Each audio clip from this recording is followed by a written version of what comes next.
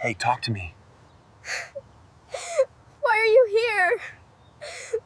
Who are they? The cemetery should have been empty at dawn, frost-covered headstones and the distant rumble of highway traffic. But when Jackson Reaper Kane rode his Harley through the gates, he heard a child's broken sobbing coming from the hill where his daughter Lily lay. His boots crunched through frozen grass as he climbed toward her headstone, his leather cut heavy on his shoulders. 30 years with the Hell Angels MC didn't matter anymore. 6 months earlier, a drunk driver had crossed the center line and stolen everything that made him human. Kneeling at the grave was a girl of about 8. Her thin jacket couldn't keep out the October morning. She traced the carved letters with trembling fingers, a wilted sunflower in her hand. Jackson froze. No one visited this grave except him. "Kid," he said roughly, "what are you doing here?"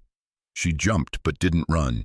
When she turned, her red-rimmed eyes struck him like a fist. They were the same shade as Lily's. "I'm sorry," she whispered. "I snuck out, but I promised her I'd come." "Promised who?" he asked. "Lie," the girl said softly. Lily had been teaching her to read.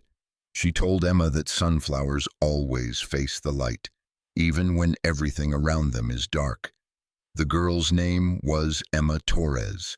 Lily had told her she was smart and promised she wouldn't fall through the cracks. Emma's mother worked 3 jobs. Her father had left. She mostly took care of herself. Lily had been planning to change that. "She said we'd live in a house with a yard and a dog," Emma said. "She said she'd help me with homework every night. She said I'd finally have a family." 6 months ago, Lily had been driving home when a drunk driver crossed the center line. She died instantly.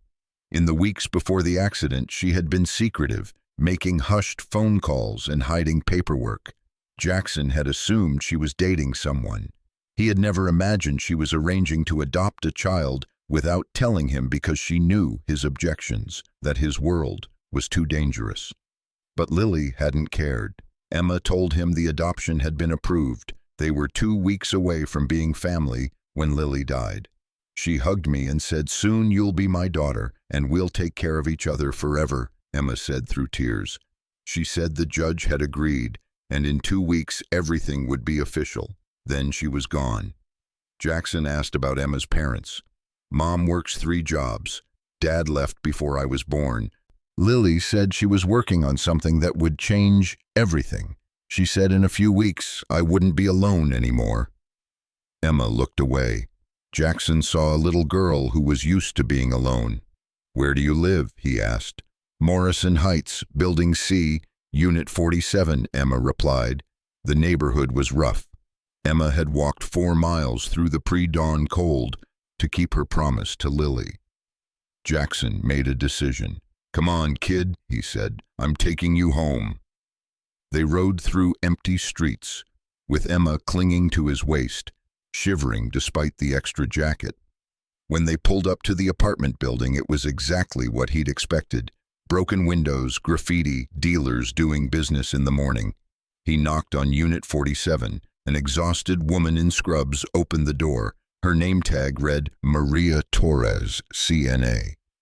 Relief and anger crossed her face when she saw her daughter. "Emma, where have you been?" she demanded. Then her eyes snapped to Jackson. "Who are you?" "I'm Lily Kane's father," he said. Understanding flooded Maria's face, followed by grief.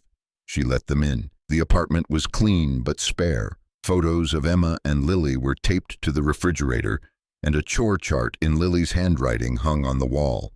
"Your daughter was an angel," Maria said quietly. "She stayed after every day to help Emma. She wanted to give her what you gave Lily, a fighting chance." Maria explained that Lily had come to her about adoption. "I wanted to say no," she admitted. "Emma's my baby, but I'm drowning, Mr. Kane. 3 jobs, and I still can't afford after-school care. Emma comes home to an empty apartment, does homework alone, makes her own dinner. She's 8 and raising herself. Lily could have given her everything I can't. I said yes because I love my daughter enough to want better for her, and now she's gone. The adoption papers died with her." Emma stood in the doorway, tears silently tracking down her cheeks. Jackson thought of Lily's voice. Sometimes the bravest thing you can do is choose love over fear. He also thought of the life he led, the violence, the enemies, and why he had always refused to bring a child into it. He had spent 30 years building a reputation as someone who could not be exploited. He had believed it would be selfish to expose a kid to the dangers of his world. Lily had disagreed and moved ahead without him, trusting that love mattered more than fear. "What if I finished what Lily started?" he asked. Maria looked him up and down. "You? You're 52 and you have a record. The courts will fight you," she said. "I know," Jackson admitted, "but I have resources, connections, a good lawyer, and Lily's promise. I can't replace her, but I can honor her memory by taking care of the kid she loved. What if we give Emma what Lily wanted her to have?" "You want to adopt Emma?" Maria whispered. "I want to give her what my daughter wanted her to have," Jackson said. He looked at Emma. "I can't replace Lily, but I can take care of you. If she thought you were worth building a family around, then so do I." Emma's lower lip trembled. "But I'm nobody," she whispered. "Just a poor kid who can't even read good." Jackson knelt until they were eye level. "You walked 4 miles before dawn to keep a promise to someone who died," he said. "That shows more heart than most men I know." He held out his scarred, tattooed hand, a hand that had held guns and wrenched handlebars, now offering only gentleness. Emma placed her small palm in his. Jackson felt hope. He remembered the nights he had argued with Lily about bringing a child into his world. He had warned her about enemies and leverage. She had shaken her head and told him that love wasn't leverage, it was salvation. "Fear keeps you alive," she had said, "but love is what makes life worth living." Standing in Maria's kitchen with Emma's hand in his, he finally understood. The legal battle was brutal. Social services didn't want to place a child with a hell angel. His attorney, Patricia, fought hard. "They're throwing everything at you," she warned. "Your record, your associates, the club's reputation." "Morrison Heights has 3 times the crime rate of my neighborhood," he countered. "What's more dangerous?" He submitted to background checks, drug tests, and home inspections. He converted Lily's room into a bright space with yellow walls, a small desk, and a shelf of books. He enrolled in parenting and anger management classes. He gave up drinking and spent more time at home than at the clubhouse. The Hell Angels supported him. Leather-clad bikers sat in folding chairs and testified that Reaper was loyal and protective, that he had raised a schoolteacher who devoted her life to helping kids. Maria testified too. "Mr. Kane isn't taking my daughter," she told the judge. "He's giving her opportunities I can't. He's honoring a promise. That's love." After weeks of deliberation, Judge Margaret Winters delivered her ruling.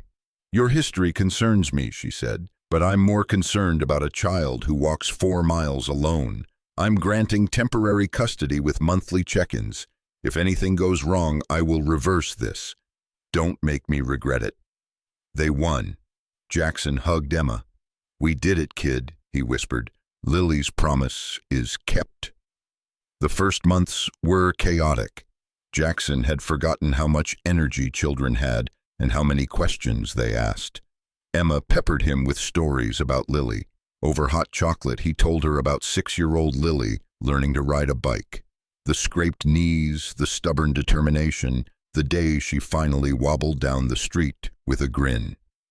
He attended parent-teacher conferences and relearned fractions at the kitchen table. They argued over homework and bedtimes.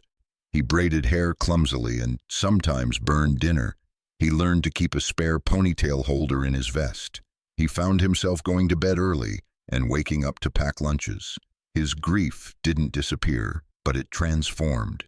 Each homework session and shared meal brought him closer to his daughter. Emma thrived. Her grades improved. She joined soccer and made friends. The haunted look faded. Maria came over for Sunday dinners. There was no jealousy, just 3 people united by love for a little girl. The Hell Angels adopted Emma as their princess. Hardened men taught her to change oil and fix motorcycles. At barbecues, they grilled hot dogs and let her paint flowers on their helmets. She learned that family came in many forms, and that sometimes the scariest-looking people had the biggest hearts. 1 year after Jackson found her crying at Lily's grave, they returned together. Emma carefully laid sunflowers on the headstone and traced the letters of Lily's name. "I miss her," she said softly, "but I'm happy now." "She knows," Jackson replied. Emma squeezed his hand. "Can I call you Grandpa?" she asked. He had faced down rival clubs and gun barrels, but nothing had undone him like that question. Tears stung his eyes. "Yeah, kid," he managed. "I'd like that." They stood together in the morning light, an 8-year-old girl and a grizzled biker, united by a daughter's love that transcended death. The cemetery was no longer just a place of grief. It was a place of remembrance and gratitude. Every week they returned with sunflowers and stories.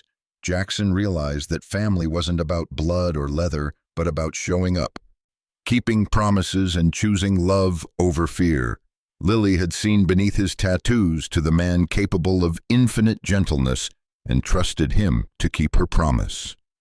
In honoring her wish, Jackson found redemption and Emma found a home.